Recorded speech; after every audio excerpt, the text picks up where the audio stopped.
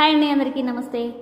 రామచిలుక ఆ పదం వినగానే, ఆ పేరు వినగానే ఎంతో మనసుకి ఆహ్లాదకరంగా అనిపిస్తుంది కదా. ఎందుకంటే రామచిలుకలు ఎంతో అందంగా ఉంటాయి కాబట్టి.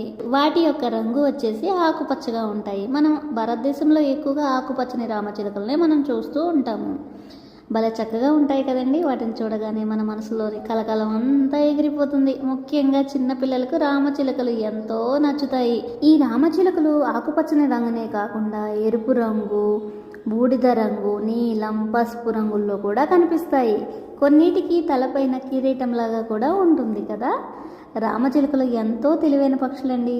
మన మాటల్ని, రకరకాల శబ్దాన్ని ఎంతో అనుకరిస్తాయి. భలే ఆశ్చర్యంగా అనిపిస్తుంది కదండి. ఈ రామచిలుకలు మాట్లాడుతూ ఉంటే చాలా వినసొంపుగా ఉంటుంది.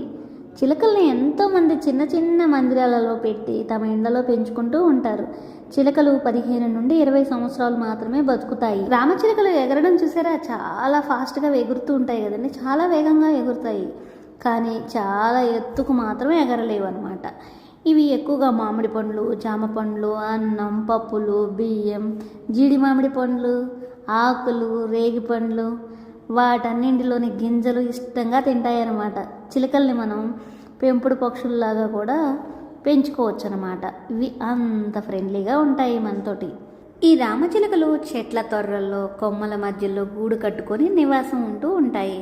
అందులో గుడ్లు పెట్టి అవి పొదిగి పెద్దదయ్యే వరకు వాటిని రక్షించి ఆ తర్వాత వాటిని ఆకాశంలోకి ఎగరటం నేర్పిస్తాయన్నమాట. గుంపులు గుంపులుగా ఎగురుతూ ఉంటాయి. భలే అనిపిస్తుంది కదండి. అప్పుడు చూస్తున్నారు కదా, ఎంత బాగున్నాయి కదండి పక్షులు ఈ రామచిలుకలు. ప్రపంచంలో 300 రకాల పైగా చిలుకలు ఉన్నాయండి. అందుకనేమో రామచిలుకల గురించి మన కవులు పాటల్లో ఎంతో చక్కగా రాస్తారు. చక్కనైన జంటని చిలక గోరింకలతో పోలిస్తూ ఉంటారు కదండి.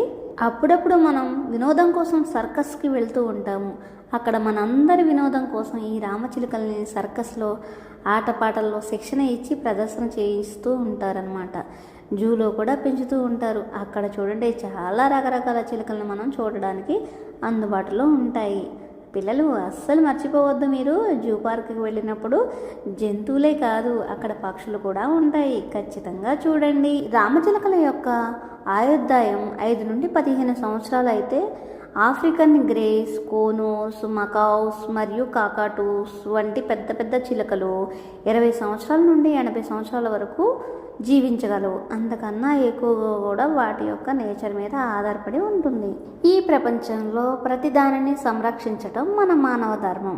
మీరందరూ దీనిని ఏకీభవిస్తున్నారా? అయితే మరి ఇంకెందుకు ఆలస్యం? మన చుట్టూ ఉన్న మన ప్రపంచమే మన సంతోషం.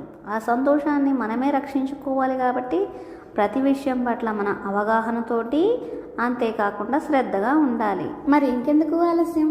ప్రకృతిని ప్రేమిద్దాం, ప్రపంచాన్ని కాపాడుదాం. Thanks for watching.